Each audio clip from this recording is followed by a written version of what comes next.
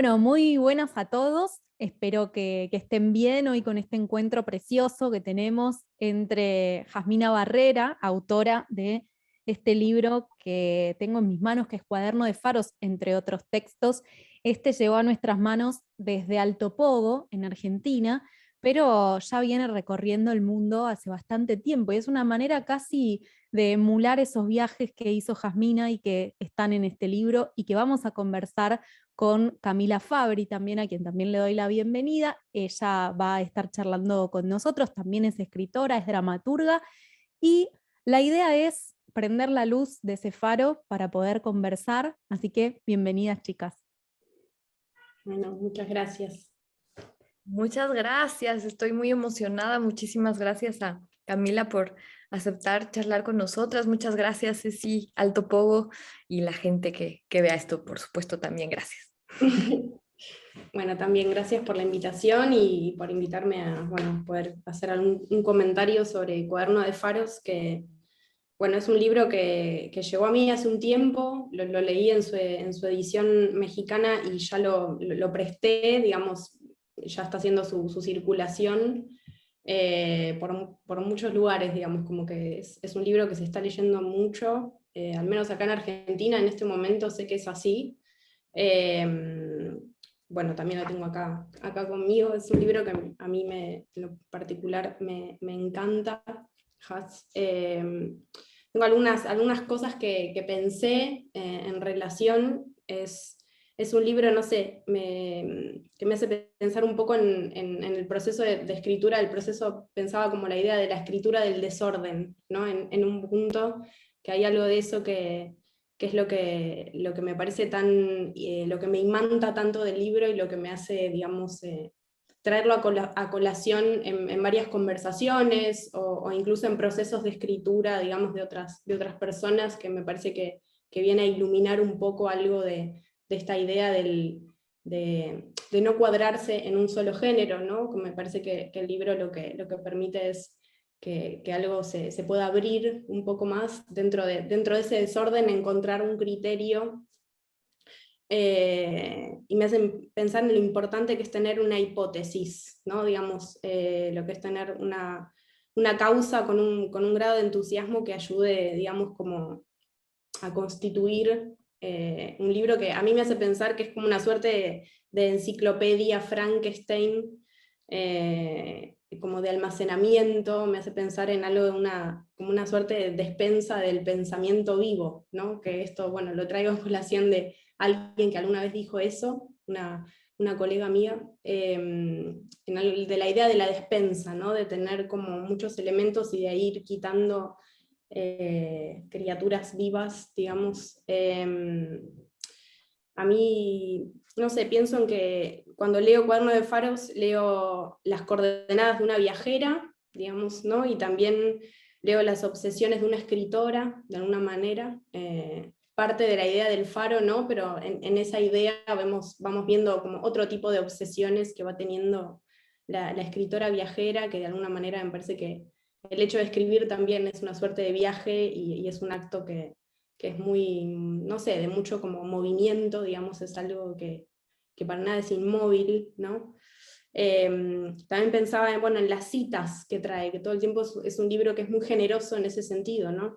Son citas precisas, hermosas, también son citas muy antiguas, ¿no? De registros de literatura de otra época, y eso me hace pensar, un poco en que hablábamos recién de lo contemporáneo, que las tres somos contemporáneas, que nacimos un poco en el mismo momento, y que me parece que el libro es muy, lo pienso como un acto de bondad, ¿no? Eso de traer estas citas de autores y autoras de otro momento, que un poco rompen con algo de lo contemporáneo, ¿no? En lo que estamos tan embebidas en este momento, en cuanto a las pantallas, no sé, y en cuanto a, como esa presencia absoluta de la contemporaneidad, que me parece que este libro un poco trata como de, no sé, de romper algo de eso.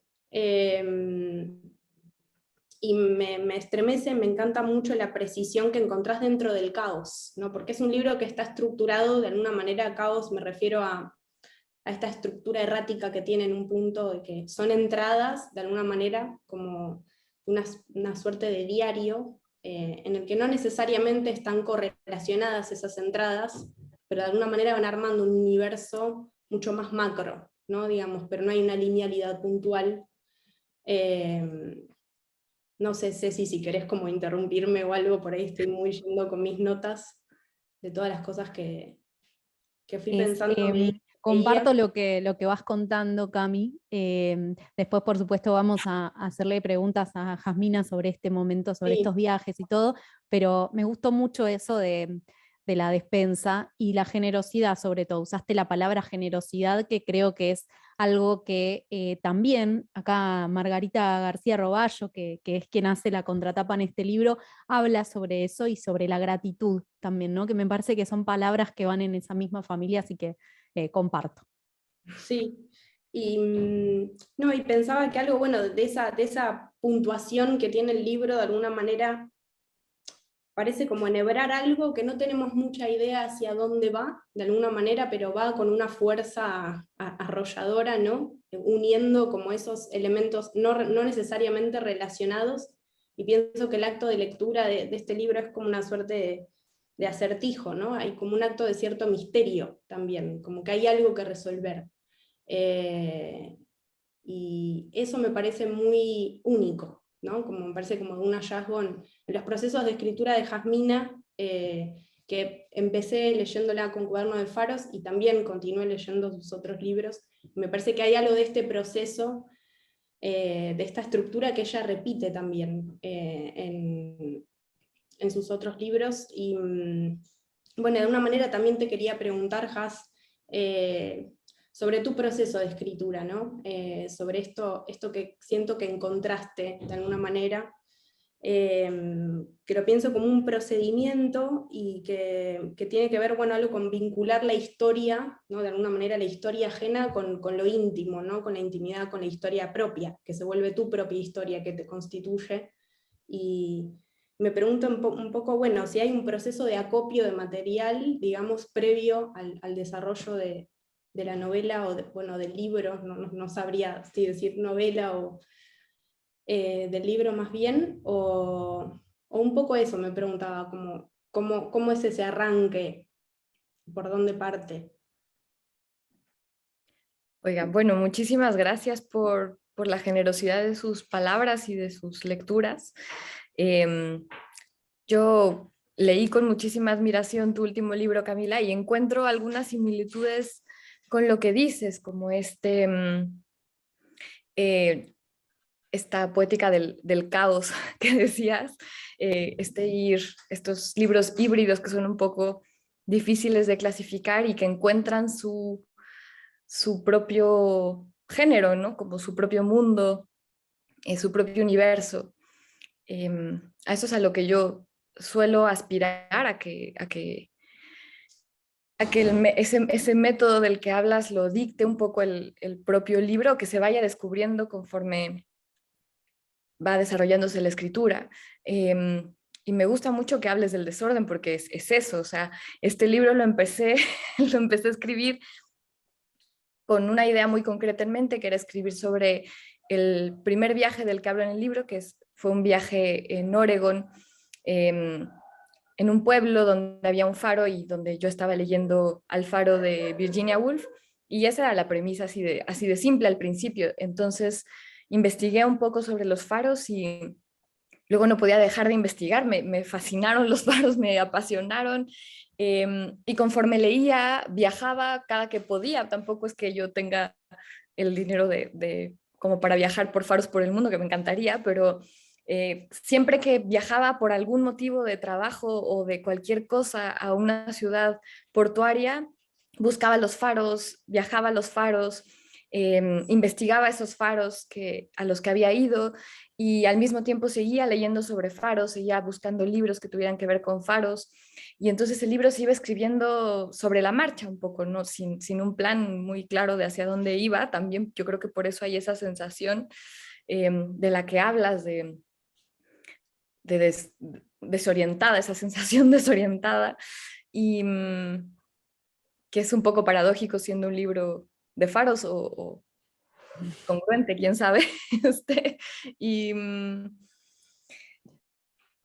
Y bueno, el procedimiento con los fragmentos creo que tenía que ver con encontrar el ritmo, por un lado, de cómo se iban entrelazando estos fragmentos.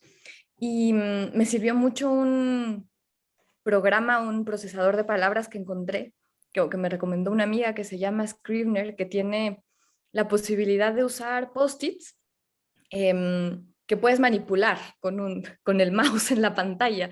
Entonces, de esa manera ordenaba yo los... Exacto. No, Así dicen podía que los yo... guionistas escriben así. Sí, claro. Creo que ese programa lo usan mucho guionistas, de hecho. Y, y me servía mucho porque yo llegó un momento en que tenía ya el suelo hecho un desastre de post-its y acá eran mucho más fáciles de manipular. Eh, Virtuales. los virtuales, claro. Y entonces, en algún momento, este libro, que también es un libro sobre coleccionismo y sobre colecciones, lo llegué yo a visualizar como una especie de gabinete de curiosidades.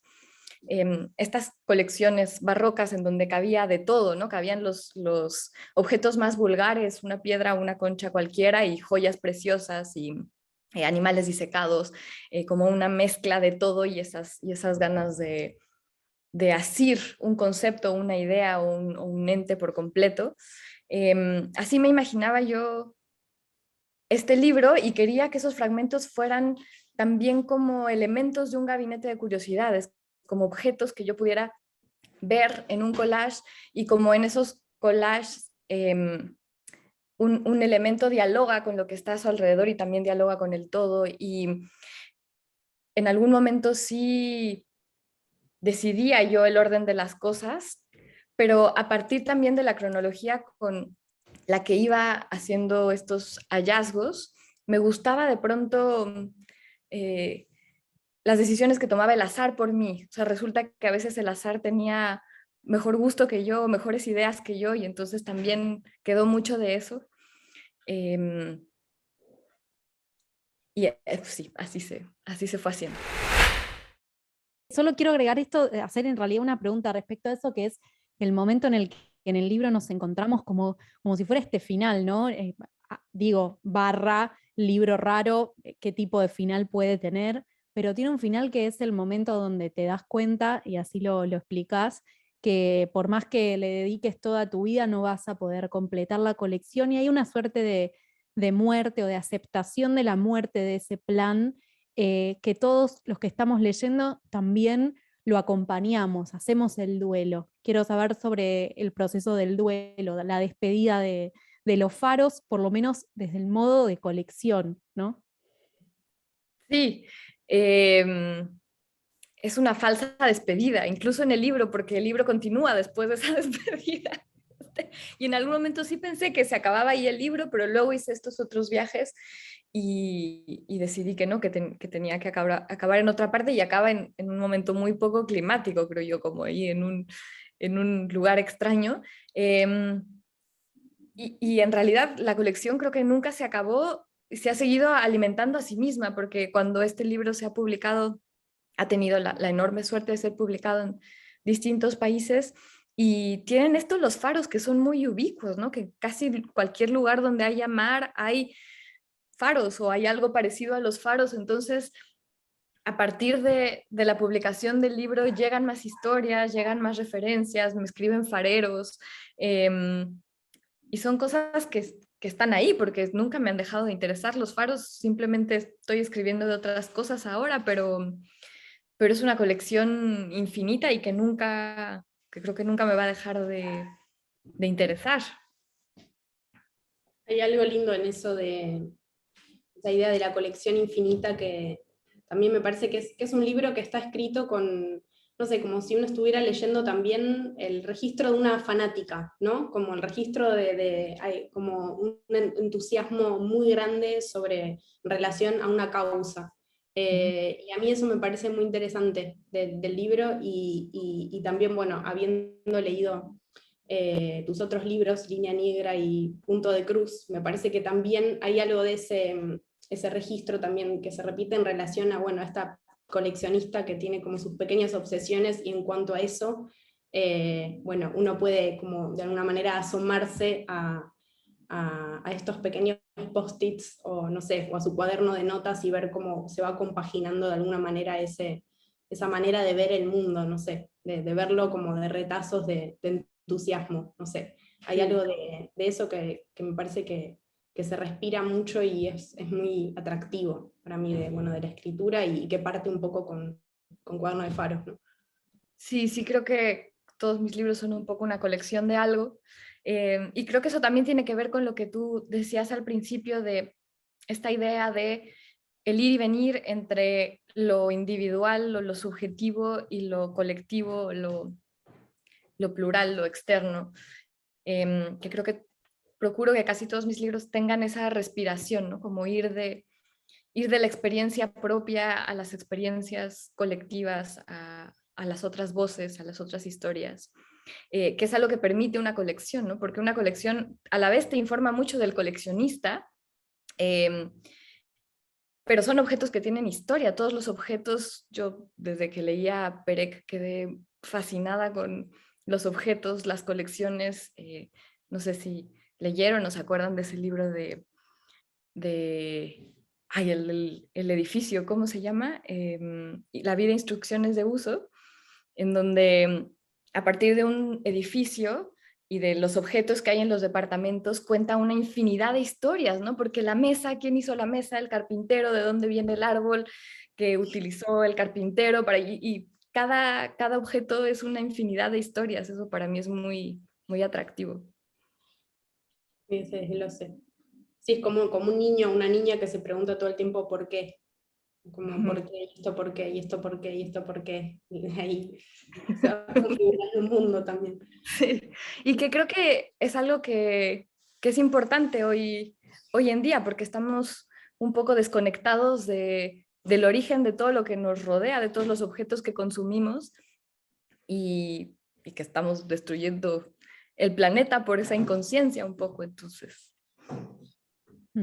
me gustaría, a mí, Jasmina, consultarte respecto a los pasajes donde hablas sobre la obsesión también del coleccionista, y esto lo uno con acá, por lo menos en Argentina, se puso un poco de moda en su momento el término soltar como parte de una invitación a dejar atrás el pasado, ¿no?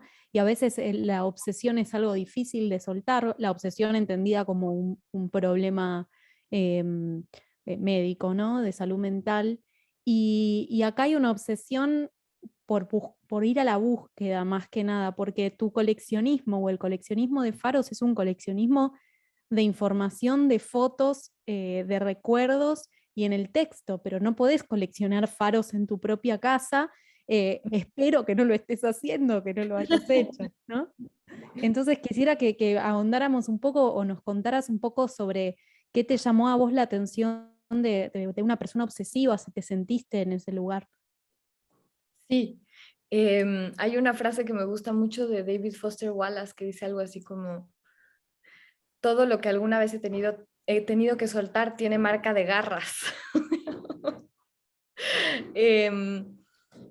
Y claro, yo creo que este libro camina un poco por el borde de la obsesión malsana o de la obsesión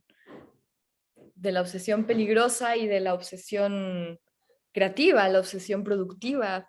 No me acuerdo quién decía que si no hubiera neuróticos no existiría el arte.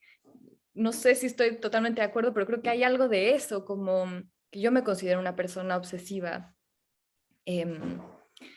bastante neurótica, y creo que esta es una manera más o menos benévola de hacer algo con esa pulsión, ¿no? De la que cuesta tanto trabajo deshacerse, si es que se puede, ¿no? Si es que eso es algo incluso a lo que deberíamos aspirar. Yo creo que tiene sus virtudes la obsesión y tiene sus posibilidades también.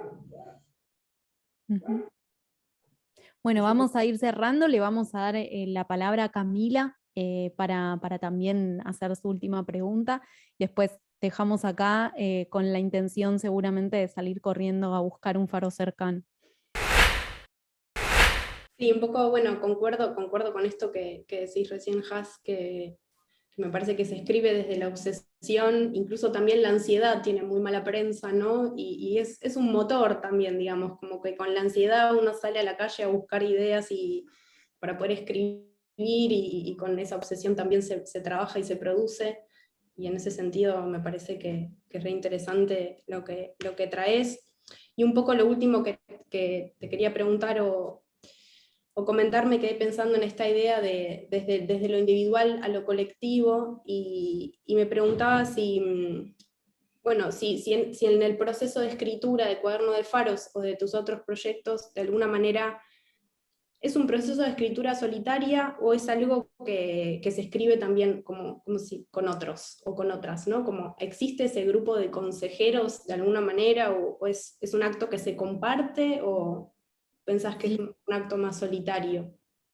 Eh, Este libro, por ejemplo, yo creo que fue tallereado en unos 4 talleres distintos, porque además lo empecé a escribir cuando estaba en la Fundación para las Letras Mexicanas, que es una beca de formación de escritores que hay en México, donde tienes que ir todos los días a un lugar a escribir con otras personas y tienes semanalmente uno o varios talleres para tus proyectos. Y ahí empezó este libro. Le debo muchísimo a las personas con las que compartí en ese taller. Después en la maestría en escritura creativa en español en Nueva York también pasó por muchos talleres este libro, y también, por ejemplo, el taller de Sergio Chafek o el de Antonio Muñoz Molina fueron fundamentales para lo que es este libro ahora. Luego, después de esas 2 experiencias, ya no he vuelto a estar en talleres con desconocidos, pero sí he estado en talleres con amigas, con amigos que han sido fundamentales para mi escritura, y yo creo que ya se ha vuelto parte de mi proceso. Es demasiado importante para mí que ciertas personas lean lo que escribo, incluso ciertas personas designadas, ¿no? Como mi esposo, que es un escritor que admiro mucho y que es además muy buen maestro, que se llama Alejandro Zambra, me ayuda muchísimo con lo que escribo. Tengo una amiga que es como una especie de mentora, madrina, hada madrina, que se llama Verónica Murguía, que también es una maravillosa escritora, y he tenido la suerte de que lea las cosas que escribo y me comente y mejore muchísimo los textos. Y así un grupo de personas que son de toda mi confianza. Creo que ya me parece que la escritura es un proceso de mucha vulnerabilidad para mí, entonces ya no me atrevería a hacerlo con desconocidos, pero sí con personas en las que confío mucho, y que, claro, estos libros son muy colectivos. El faro es un elemento solitario, pero como objeto es solitario, tiene un fin colectivo, tiene un fin comunitario, y parece que la escritura e incluso la lectura es lo mismo, ¿no? Somos uno con ese texto, pero al mismo tiempo, en el caso tuyo, Jasmina, incluso con Camila, que también escribe, bueno, contaste ya que la leíste, iluminan a los lectores o los invitan a prender luces en lugares que tal vez hasta ese momento permanecían oscuros. Así que, sin dar un paso más en la poesía berreta, les agradezco por esta charla, por este espacio, por dejarnos aprender de ustedes, y sobre todo por invitarnos, en este caso Jasmina, a interpretar y a conocer un mundo que hasta este libro para mí permanecía en las sombras. Muchísimas gracias, un gusto charlar con ustedes. Muchas Gracias. gracias a ustedes. Gracias.